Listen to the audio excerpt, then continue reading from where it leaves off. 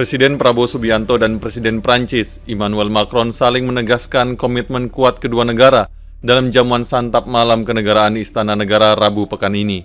Jamuan makan malam ini menjadi salah satu momen penting dalam kunjungan kenegaraan Presiden Macron dan istri ke Indonesia. Presiden Prabowo pun menyampaikan rasa hormat dan kebanggaannya atas kehadiran Presiden Macron di Jakarta.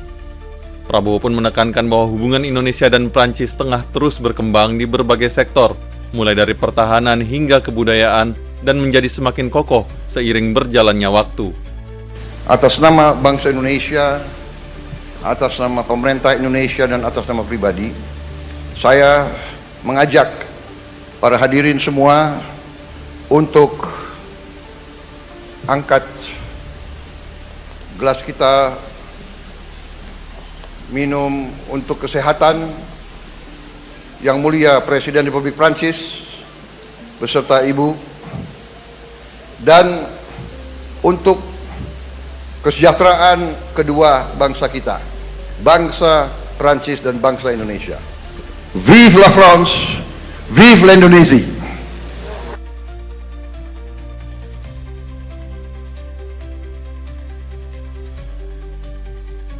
Et si 12 000 kilomètres Meskipun 12.000 kilometer memisahkan kedua ibu kota metropolitan kita, kita tetap terhubung oleh angin sejarah dan nafas takdir bersama kita.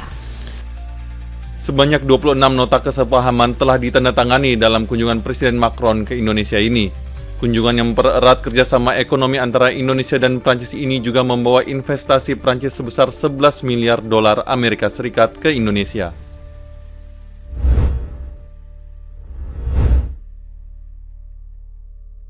Kamar Dagang Industri Indonesia menggandeng pengusaha Prancis MEDEF dalam percepatan pendirian 1000 Satuan Pelayanan Pemenuhan Gizi atau SPPG dalam program makan bergizi gratis.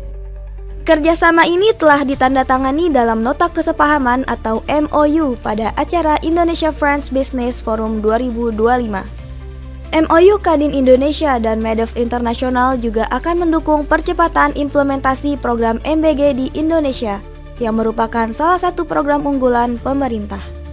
Proyek percontohan yang dikerjasamakan mencakup cara melatih pengelolaan operasional dan pengadaan SPPG, serta perencanaan sumber daya manusia SPPG.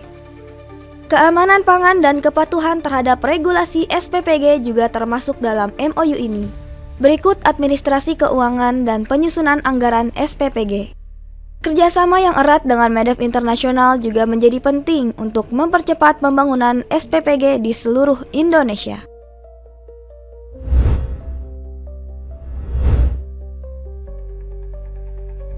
Indeks harga konsumen diperkirakan kembali mengalami deflasi pada Juni dan Juli 2025 yang didorong oleh 6 insentif ekonomi yang digelontorkan oleh pemerintah.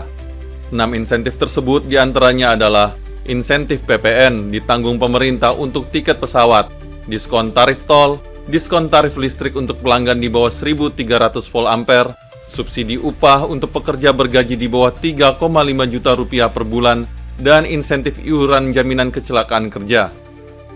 Sebagaimana diketahui, deflasi tahun ini sudah terjadi pada Januari dan Februari lalu, di mana salah satu penyebabnya adalah diskon tarif listrik sebesar 50% yang digelontorkan oleh pemerintah. Meski demikian, deflasi pada Juni 2025 diperkirakan hanya sekitar 0,08% secara bulanan, yang berarti lebih rendah bila dibandingkan dengan Januari dan Februari lalu. Para ekonom pun berharap inflasi pada akhir tahun masih akan tetap terkendali, sejalan dengan stimulus yang diberikan pemerintah.